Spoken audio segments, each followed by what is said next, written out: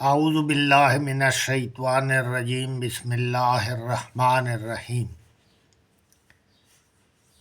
جس طرح ہم سورہ آل عمران کی آیت نمبر 102، 103، 104، 105 کی تشریح کر چکے ہیں کہ کس طرح محمد صلی اللہ علیہ وآلہ وسلم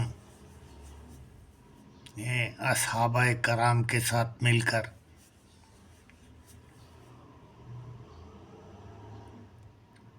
اس دین کو قائم کرنے کا تصور ہی نہیں بلکہ پریکٹیکل ڈیمونسٹریشن بھی دیا اور اس دین کو قائم کیا، باوجود اس کے کہ جس وقت آپ صلی اللہ علیہ وآلہ وسلم نے دین کے لیے تگ و دو اور کوشش شروع کی، اس وقت آپ صلی اللہ علیہ وآلہ وسلم اکیلے اللہ تعالیٰ کی مدد کے ساتھ اٹھے اور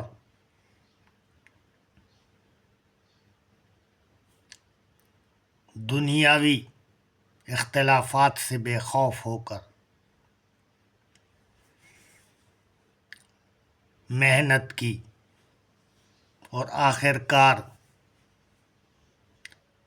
اپنے اور اصحابہ کرام کے ساتھ مل کر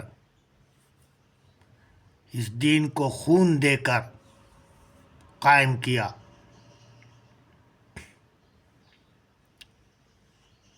تو جس طرح ہم پچھلے درس میں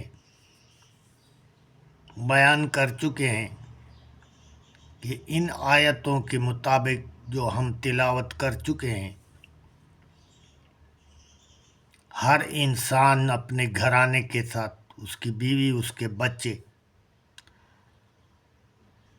یہ اس اسلامی معاشرے کا ایک یونٹ ہے، ایک اینٹ کی طرح، جس طرح کہ ایک بلڈنگ میں ایک اینٹ ہوتی ہے۔ اگر بلڈنگ میں یہ اینٹ پکی ہے اور اس کے ساتھ ساتھ سب اینٹیں پکی ہیں اور ایک مضبوط مسالے سے جڑی ہوئی ہیں، تو یہ بلڈنگ مضبوط ہے، یہ ہم مثال دے چکے ہیں۔ اسی طرح اگر یہ اسلامی گھرانے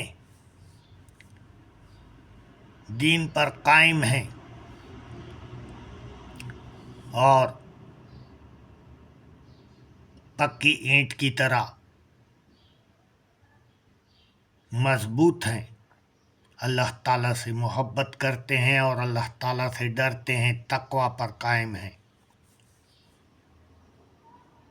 اور اسلامی اخوت کے علمبردار ہیں، دوسرے کے بارے میں سوچتے ہیں، امت کے بارے میں سوچتے ہیں، تو یہ پکے گھرانے ایک پکا معاشرہ بنا لیتے ہیں، اور پھر ایک جو یہ پکے معاشرے ہیں، پھر اس سے ایک پکی قوم بنتی ہے اور ایک امت ابھرتی ہے، امت قائم ہو جاتی ہے، تازہ ہو جاتی ہے۔ تو جیسا ہم نے فرمایا کہ جب یہ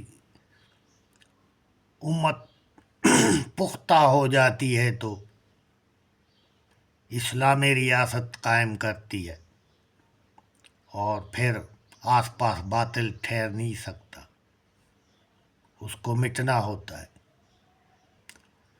آج کیا حال ہے؟ افسوس ہے کہ آج تو وہ اینٹیں اندر سے کھوکھلی کیوں ہو گئی ہیں؟ ہر گھر میں کیوں اختلافات ہیں؟ تھوڑے سے دنیاوی فائدے کے لیے اور انا کی وجہ سے۔ اور سب سے افسوس کی بات تو یہ ہے کہ اس دین کی وجہ سے اختلافات پیدا ہو رہے ہیں۔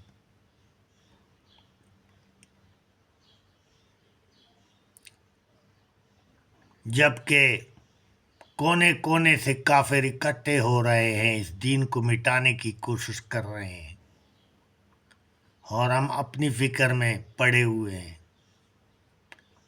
ہمارا مقصد کھانا پینا سونا اور مال سمیٹنا، اور اس کے علاوہ پھر اس سچے دین میں اختلاف کرنا، جبکہ اللہ تعالیٰ نے تو فرمایا کہ وَلَا تَفَرَّقُوا، کہ آپس میں فرقے مت بناؤ۔ یہ قرآن ایک ایسا ذریعہ ہے کہ تمہیں جوڑنے کا ذریعہ ہے، اس کی طرف آؤ، اور یہ نہیں کہ مایوس ہوں۔ تاریخ گواہ ہے کہ جب ابراہیم علیہ السلام کو آگ میں پھینکا گیا تو ایک کبوتر ایک قطرہ پانی چونچ میں لے کر اس پر ڈالتا ہے، اور اللہ تعالیٰ سے فرماتا ہے کہ یا اللہ، مجھے معلوم ہے کہ اس قطرے سے میں اس آگ کو بجھا تو نہیں سکتا، مگر قیامت کے روز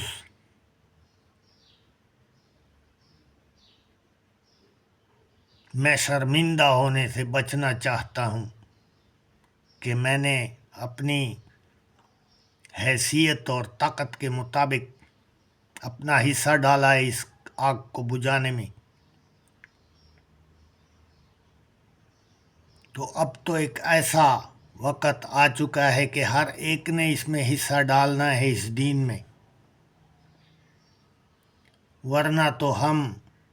ذلت کے ساتھ ایک ایک کر کے مرتے جائیں گے، ہمارے بچے بھی مرتے جائیں گے، اور آخرت کی بھلائی سے بھی ہاتھ دھو بیٹھیں گے، مرنا تو ہم سب نے ہے۔ تو ان آیتوں کی طرف ہر مسلمان نے،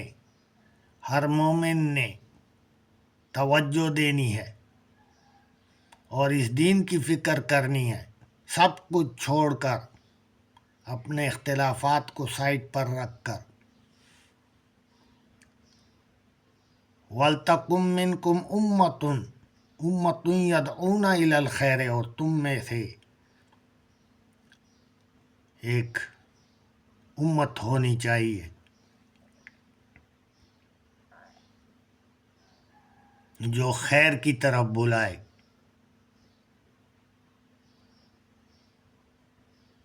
جس طرح ہم امت کا ذکر کر چکے ہیں۔ وَيَأْمُرُونَ بِالْمَعْرُوفِ وَيَنْهَوْنَ عَنِ الْمُنْكَرِ، اور یہ جو جماعت ہے یہ نیکی کی تلقین کرے اور برائی سے روکے۔ وَأُولَئِكَ هُمُ الْمُفْلِحُونَ، اور یہی لوگ ہیں جو فلاح پانے والے ہیں۔ وَلَا تَكُونُوا كَالَّذِينَ تَفَرَّقُوا وَاخْتَلَفُوا مِن بَعْدِ مَا جَاءَهُمُ الْبَيِّنَاتُ، اور ان لوگوں کی طرح مت ہونا